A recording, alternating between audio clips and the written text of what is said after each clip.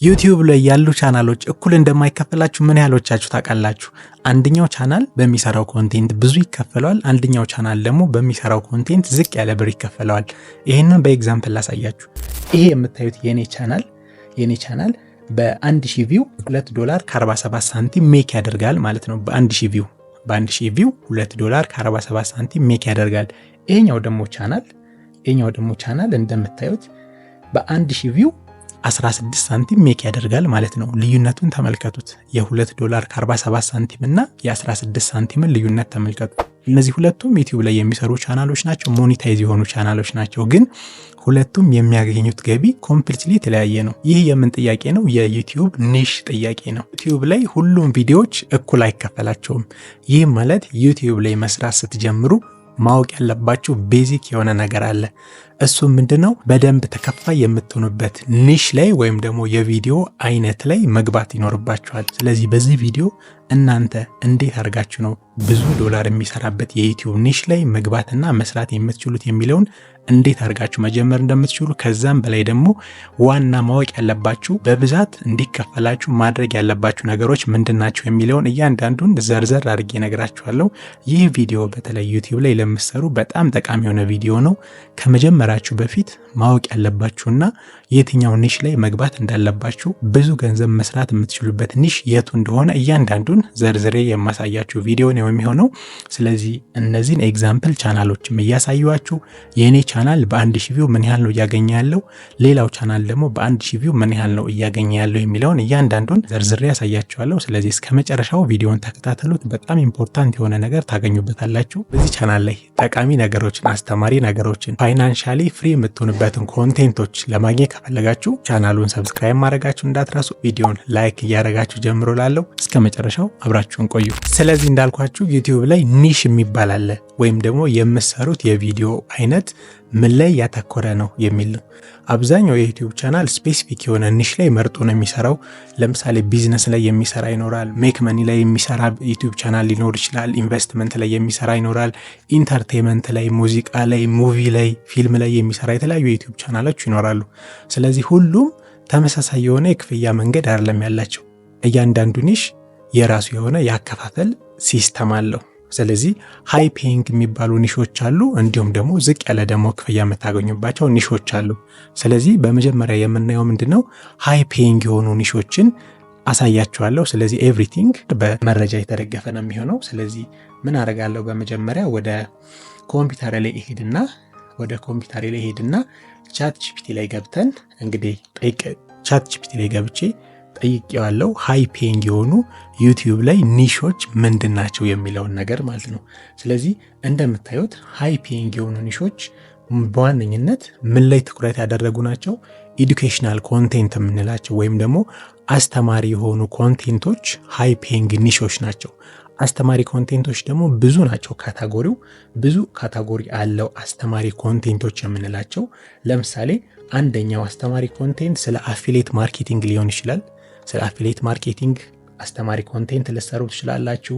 ሜኪንግ መኒ ኦንላይን፣ በኦንላይን እንዴት ሰው ገንዘብ ሜክ ማድረግ ይችላል የሚለው እነዚህ አስተማሪ ኮንቴንቶች ናቸው። ስለ ዌብሳይት ቢልዲንግ፣ ስለ ድሮፕ ሺፒንግ፣ ፎሬክስ ትሬዲንግ እዚህ ጋር ግራፉ ላይ እንደምታዩት ስለ ዴይ ትሬዲንግ፣ ፋይናንስ ኤንድ ኢንቨስቲንግ እያንዳንዱ ምንድን ናቸው? ኤዱኬሽናል ኮንቴንት ናቸው። ኤዱኬሽናል ኮንቴንት ስለ ቴክኖሎጂ ኤንድ ጋጀትስ፣ አባውት ሪል ስቴት፣ ቢዝነስ ኤንድ ኢንተርፕረነርሺፕ፣ ሄልዝ ኤንድ ፊትነስ፣ ቢዩቲ ኤንድ ፋሽን፣ ስለ ፎቶግራፊ ኤንድ ፊልም ሜኪንግ፣ አውቶሞቲቭ፣ ፉድ ኤንድ ኩኪንግ፣ አድቬንቸር፣ ትራቨል ኤንድ አድቬንቸር፣ ላይፍ ስታይል ኤንድ ቭሎጊንግ።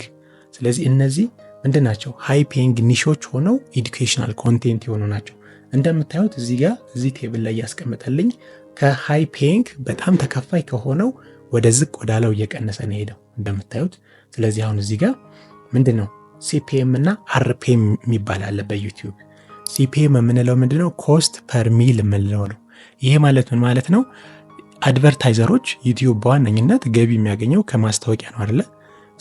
ማስታወቂያ የሚያስነግሩ አድቨርታይዘሮች ለእያንዳንዱ ኒሽ የሚከፍሉት የማስታወቂያ ክፍያ አለ። ያንን ኮስት ፐር ሚል እንለዋለን። በ1000 ቪው ምን ያህል $1 ለዩቲዩብ ካምፓኒ ይከፍሉታል የሚለው ነው። ስለዚህ እንደምታዩት አፊሊየት ማርኬቲንግ ላይ ስለ አፊሊየት ማርኬቲንግ ላይ የሚሰራ የዩቲዩብ ቻናል አድቨርታይዘሮቹ ስንት ነው የሚከፍሉት? ኦልሞስት እንደምታዩት እስከ 58 እስከ 59 ዶላር ምን ያደርጋሉ ለዩቲዩብ ካምፓኒ ይከፍሉታል ማለት ነው። ሶ ሃይሊ ፔድ ነው። አብዛኞቹ እንደምታያቸው ዌብሳይት ቢልዲንግ ላይ ስለ ድሮፕ ሺፒንግ፣ ፎሬክስ ትሬዲንግ እየቀነሰ ነው የሚሄደው፣ ዴይ ትሬዲንግ፣ ፋይናንስ ኤንድ ኢንቨስቲንግ ላይ። ስለዚህ ኖርማሊ ይሄ ፊክስድ አይደለም እንደምታዩት ከ48 እስከ 68 እስከ 61 ይላል፣ ፍላክቹዌት ያደርጋል። ኖርማሊ ግን ምንድናቸው እነዚህ ሃይሊ ፔድ የሆኑ የዩቲዩብ ኒሾች ናቸው። ከዛም በኋላ ደግሞ እዚህ ጋር ደግሞ ምን አለ አርፒኤም የሚባል አለ።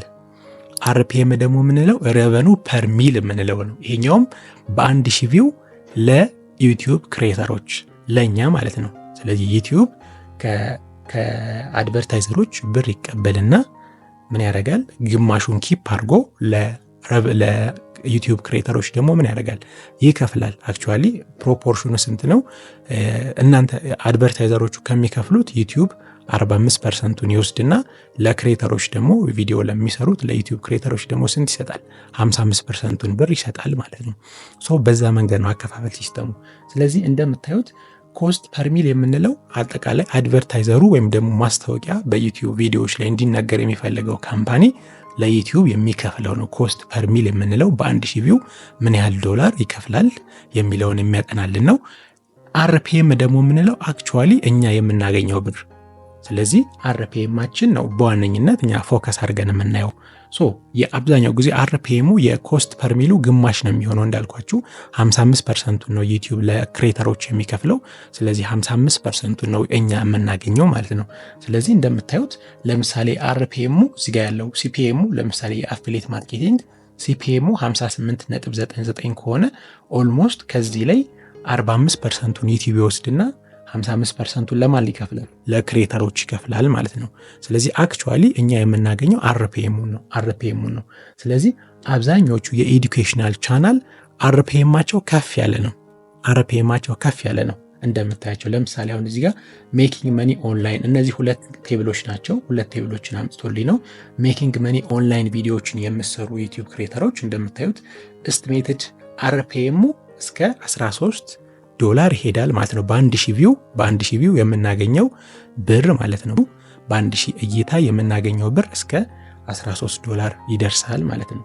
እንደምታዩት ዲጂታል ማርኬቲንግ ላይም ደግሞ እንደዚሁ እንደምታዩት አርፒኤሙ 12 ዶላር እስከ 12 ዶላር ይሄዳል። ፐርሰናል ፋይናንስ ኤንድ ኢንቨስትመንት አፕቶ እስከ 12 ዶላር ይሄዳል።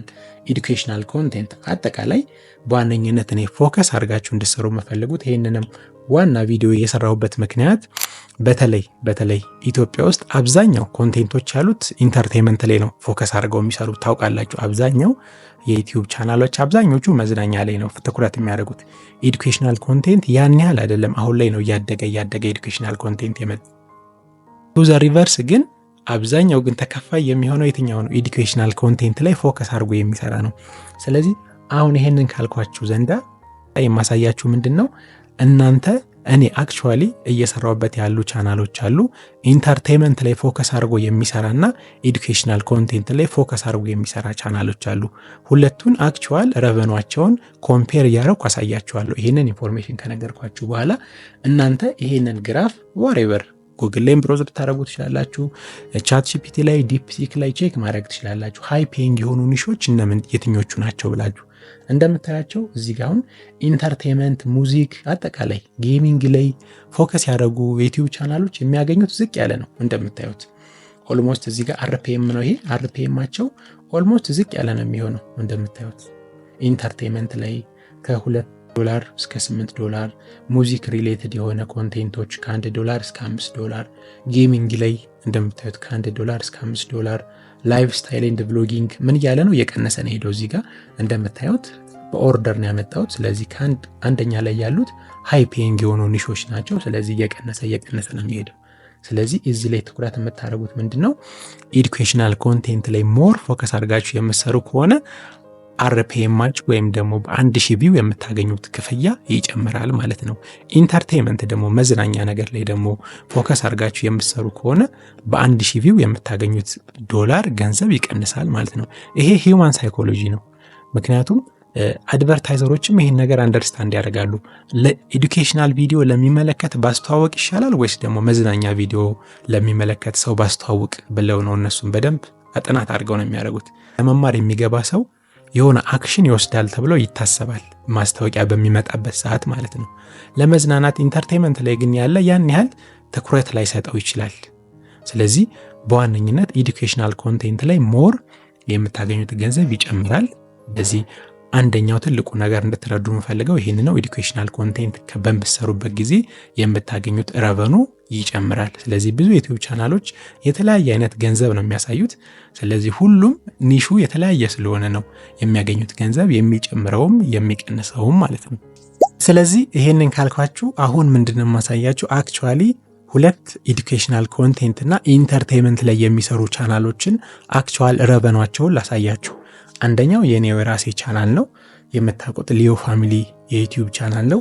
ሁለተኛ ደግሞ ሌላ አንድ ቻናል አለ፣ ሙቪ ላይ ትኩረት ያደረገ ወይም ፊልም ሪቪው ላይ ትኩረት አድርጎ የሚሰራ የዩቲዩብ ቻናል አለ። ስለዚህ እነዚህን ሁለት ቻናሎች አሳያችኋለሁ። አናሊቲክሳቸውን ቼክ እናደርጋለን። ከዛም በኋላ የሚያገኙትንም ገንዘብ እንደዚሁ አሳያችኋለሁ። ወደ እኔ ዩቲዩብ ቻናል ላይ ልግባና አሁን በቅርብ የተለቀቀ ይህንን ቪዲዮ ኦልሞስት በስንት መቼ ነው የለቀኩት? ኦልሞስት ኤፕሪል 9 የለቀኩት። ኦልሞስት 5 ቀን ቢሆነው ነው። ዛሬ ስንት ነው? አፕሪል 15 ነው። ስለዚህ ኦልሞስት 6 ቀኑ ነው ብለን እንውሰደው። ስለዚህ ይሄ ቪዲዮ ከተለቀቀ እንደምታዩት 4200 ቪው አግኝቷል። ከዛም በላይ ደግሞ 297 ሰዓት ታይቷል። ኦልሞስት ወደ 300 ሰዓት እንዲሁም ደግሞ 182 ሰብስክራይበሮችን አግኝቷል። ከዛም በኋላ በዚች በ6 ቀን ውስጥ ምን ያህል ዶላር ሰርቷል? $7 ከ27 ሳንቲም ሰርቷል ማለት ነው። ይሄ የኔ ቻናል ነው። ሙሉ ስታቲስቲክሱን በዚህ መንገድ ማየት ትችላላችሁ። ሌላ ደግሞ አንድ ቻናል አለ። በእርግጥ የኔ ቻናል አይደለም። ኖርማሊ ዩቲዩብ ቻናል ስለማስተካከል የተበላሸባቸው ልጆች ሞኔታይዝም ስለማደርግ የሰጡኝ ቻናል ነው። የእነሱን ፈቃድ ጠይቄ ነው ይህንን ኢንፎርሜሽን ፕሮቫይድ ማድረጋችሁ። ስለዚህ ይሄ ቻናል ሞር ፎከስ አድርጎ የሚሰራው ምንድን ነው? ኢንተርቴንመንት ላይ ነው። የመዝናኛ ቻናል ነው። ከዛም በላይ ደግሞ ፎከስ አድርጎ የሚሰራው ምንድን ነው? ሙቪ ላይ ነው፣ ፊልም ላይ ነው፣ ፊልም ሪቪው ላይ ነው የሚሰራው ይሄ ቻናል። ስለዚህ እንደምታዩት ይሄ ቻናል ኦልሞስት ዋናው ቢግ ፒክቸር ልታዩ የምፈልገው ምንድን ነው? እንደምታዩት ቅድም ምን ብያችኋለሁ? አርፒኤም እና ሲፒኤም ብያችኋለሁ አይደለ? አርፒኤም የምንለው በ1000 ቪው ክሬተሮች የሚያገኙት ገቢ ነው። ሲፒኤም ደግሞ አድቨርታይዘሮች ወይም ደግሞ ማስታወቂያ የሚያስነግሩት ለዩቲዩብ ካምፓኒ የሚከፍሉት ብር ነው። ስለዚህ ያንን በደንብ አንደርስታንድ ካደረጋችሁ አሁን የዚህን ቻናል ኦልሞስት የ28 ቀን ስታቲስቲክስ ነው እዚህ ጋር የምናየው። በ28 ቀን ውስጥ ምን ያህል ቪው አግኝቷል? እንደምታዩት 450 ሺህ ቪው አግኝቷል። 450 ሺህ ቪው አግኝቷል። 450 ሺህ አግኝቷል። ግን ረቨኑ ወይም ደግሞ አርፒኤሙ ስንት ነው? ተመልከቱ። እዚህ ጋር በጣም ያለውን ልዩነት እንድታዩ ስለፈለኩ ነው። አርፒኤሙ ወይም ደግሞ በ1000 ቪው ይሄ ክሬተር የሚያገኘው ስንት ነው? 16 ሳንቲም የሚያገኘው በ1000 ቪው። እንግዲህ ተመልከቱ፣ በ1000 ቪው 16 ሳንቲም ነው የሚያገኘው። ኦልሞስት የኔን ደግሞ ልሂድና ላሳያችሁ። ረቨኑ ላይ ልግባ። ኦልሞስት ረቨኑ ላይ ልግባ። እንደምታዩት አርፒኤም እንደምታዩት የኔ ስንት ነው? $2 ከ2 ሳንቲም ነው። ኦልሞስት $2 ከ2 ሳንቲም ነው። እንደምታዩት ያገኘሁት ቪው ስንት ነው? እዚህ ጋር 3600 ቪው አግኝቻለሁ። ስለዚህ 3600ን በ2.2 ስታባዙት ኦልሞስት ወደ 7 ይመጣል ማለት ነው። ይሄንን ማግኘት ትችላላችሁ። ቪውን ለአርፒኤም አብዝታችሁ ማለት ነው። ያገኛችሁትን ቪው ለአርፒኤማችሁ ስታባዙት ታገኙታላችሁ። ኦሬዲ አሁን 3.6 ሲባዛ በ2.02 ብላችሁ ብታባዙት ይሄንን ነምበር ታገኙታላችሁ። አርፒኤሙ ይሄ ነው ኤዱኬሽናል ኮንቴንት ላይ። ይሄኛውን ቻናል ግን ቱ ዘ ሪፈርስ ግን ተመልከቱት። 450 ሺህ ቪው አግኝቷል። ግን አርፒኤሙ ስንት ነው? 16 ሳንቲም ነው። ስለዚህ 450 ሺህ ሲባዛ በ16 ሳንቲም ስታረጉ ስንት ይሆናል? $72 ያመጣል ማለት ነው። $72 ይመጣል። ስለዚህ ልዩነቱን ተመልከቱት። ይሄኛው ቻናል እንግዲህ አስቡት፣ አሁን ኤዱኬሽናል ኮንቴንት ቢሆን እንደኔ አትሊስት $2 እንኳን ሜክ ቢያደርግ በ1000 ቪው ስንት ማለት ነው? 450 ሲባዛ በ$2 ኦልሞስት ወደ $900 ሜክ ያደርጋል ማለት ነው። ወደ $900 ሜክ ያደርጋል። አሁን ግን ስንት ነው ሜክ ያደረገው? $72 ነው። $72 ነው። ኦልሞስት ልዩነቱን ተመልከቱት። በእርግጥ የዚህ ቻናል ኦነርም ይሄን ያህል ቪው አግኝቼ እንዴት ነው ይሄን ያህል ብር የማገኘው ብላ ጠይቃኛለች። ያስረዳዋት ይሄንን ብዬ ነው። ስለዚህ ዩቲዩብ ላይ የምሰሯቸው ቪዲዮዎች የሚያገኙላችሁ ገንዘብ በጣም የተለያየ ነው። ስለዚህ የኔ ቻናል ኦልሞስት አሁን ይሄ አንደኛውን ቪዲዮን ያሳዩዋችሁ ኦልሞስት ፍላክቹዌት ያደርጋል። እንዳልኳችሁ አርፒኤሙ ብቻ ሳይሆን የእናንተ ቪዲዮ የሚታይበት ሀገርም ይወስነዋል። ለምሳሌ አሁን በቅርቡ የለቀኩት ስለ ዩቲዩብ አውቶሜሽን የሰራሁት አንድ ቪዲዮ አለ። ይህን ቪዲዮ ልክፈትና ላሳያችሁ። ኦልሞስት በደንብ እየታየ ያለ አሁን ትሬንዲንግ የሆነ ቪዲዮ ነው። ስለዚህ እንደምታዩት አሁን ይሄ ቪዲዮ ኦልሞስት ወደ 26000 ቪው አግኝቷል። 26000 ሰው ተመልክቶታል። ወደ 3000 ሰዓት ታይቷል። ከዛም በላይ ደግሞ 1100 ያህል ሰዎች ሰብስክራይብ አድርገውኛል ይሄንን ቪዲዮ አይተው። ከዛም በኋላ ስንት ዶላር ሰርቷል? $64 ሰርቷል። በስንት ቪው ብቻ? በ26000 ቪው ብቻ ማለት ነው። ስለዚህ የዚህን ቪዲዮ ስታቲስቲክስ ብናየው፣ ረቨኑ ብናየው እንደምታዩት ረቨኑ ስንት ነው? እዚህ ጋር እንደምታዩት አሁን እዚህ ጋር አርፒኤሙ ስንት ነው? $2.47 ነው አርፒኤሙ እንደምታዩት። ስለዚህ 2.47ን በ25000 ስታባዙ ስንት ይሆናል? በ25 ስታባዙ ስንት ይሆናል? ኦልሞስት ይሄንን ኤስቲሜሽን ይሰጣችኋል። ይሄ ምንድነው? በ1000 ቪው ነው 2.47 የሚከፍለኝ። ስለዚህ በ25000 ቪው ስንት ይሆናል? 25000 ቪው እያንዳንዱ በ1000 ነው የሚባዛው። ስለዚህ እንደዛ ስታደርጉ ስንት ይሆናል? $64 ይሆናል። እንደምታዩት ደግሞ አድቨርታይዘሮቹ የሚከፍሉት ስንት ነው? እዚህ ጋር ሲፒኤሙ እንደምታዩት $18.87 ይከፍላሉ። ለማን? ለዩቲዩብ ካምፓኒ። እንደምታዩት how much advertisers pays የሚለው ሲፒኤም የምንለው በ1000 ቪው አድቨርታይዘሮች ለዩቲዩብ ስንት ይከፍሉታል? $18 ይከፍሉታል። ከዚህ ላይ ደግሞ ምን ያደርጋል? ዩቲዩብ ለኔ ቀንሶ 45%ን ቀንሶ ለኔ ይከፍለኛል ማለት ነው። ስለዚህ ኦልሞስት በዚህ መንገድ ነው የዩቲዩብ ቪዲዮዎች የሚሰሩት። የሚታያችሁ ክፍያም የምታገኙትም እርኒንግም በዚህ መንገድ ነው የሚለያየው። ስለዚህ እያንዳንዱ ቪዲዮዎች የራሳቸው የሆነ አርፒኤም አላቸው፣ ሲፒኤም አላቸው። ጀነራሊ ግን ስንጠቀልለው ግን በዋነኝነት ኤዱኬሽናል ኮንቴንት ላይ ትምህርታዊ ቪዲዮዎች ላይ ትኩረት አድርጋችሁ የምትሰሩ ምንድነው ከምንም በላይ አድቫንቴጅ ትሆናላችሁ፣ ተጠቃሚ ትሆናላችሁ። ቪዲዮአችሁ በታየላችሁ ቁጥር ኢቭን ዞ ትንሽ ቪው እንኳን ቢሆን እንደምታዩት ኦልሞስት ይሄ በጣም ትንሽ ቪው ነው። ኦልሞስት 26000 ሰው ነው ያየልኝ። በ26000 ሰው $64 ሜክ አድርጓል። ቅድም ያሳዩአችሁ ደግሞ ገና በ4000 ቪው ወደ $7 ምናምን ሜክ አድርጓል። ይሄኛው ግን ኢንተርቴይንመንት ቻናል ግን እንዳያችሁት ኢንተርቴይንመንት ቻናሉ ግን በጣም ዝቅ ያለ ነው። ኢቭን በሳንቲም ደረጃ ነው አርፒኤሙ። አድቨርታይዘሮቹም የሚከፍሉት ዝቅ ያለ ነው። እንደምታዩት አድቨርታይዘሮቹም የሚከፍሉት ዝቅ ያለ ነው እዚህ ላይ። ስለዚህ ትኩረት አድርጋችሁ መስራት ያለባችሁ ኤዱኬሽናል ኮንቴንት ላይ ነው። አንደኛ የምታገኙት ገንዘብም ከፍ ይላል። ሁለተኛ ደግሞ ከኢንተርቴይንመንት በላይ በሰዎች ላይ ተጽዕኖ መፍጠር የምንችለው ኤዱኬሽናል ኮንቴንት ስንሰራ ነው። ኢትዮጵያ ውስጥ እንዳልኳችሁ አብዛኛው ኤዱኬሽናል ኮንቴንት የለም። ትኩረት የሚያደርጉት ምንድን ላይ ነው? ኢንተርቴይንመንት ላይ ነው። ኦፍ ኮርስ ሰው ወደዛ ስላለ ነው፣ ሰው መዝናናትን ስለሚፈልግ ነው። ግን ደግሞ ኤዱኬሽናል ኮንቴንት ግን ከሰራን ዩቲዩብም ሪዋርድ ያደርገናል፣ ክፍያው ከፍ ያለ ነው።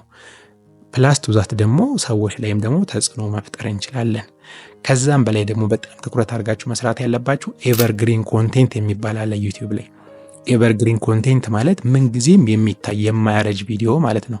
ስለዚህ እኔ አሁን እዚህ ቻናል ላይ የሰራሁት ከ3 ዓመት በፊት እንዴት የዋይፋይ ፍጥነት መጨመር እንችላለን ብዬ የሰራሁት የመጀመሪያ ቪዲዮዬ ስቲል አሁንም ይታይልኛል። ለምን? ኤቨርግሪን ኮንቴንት ስለሆነ።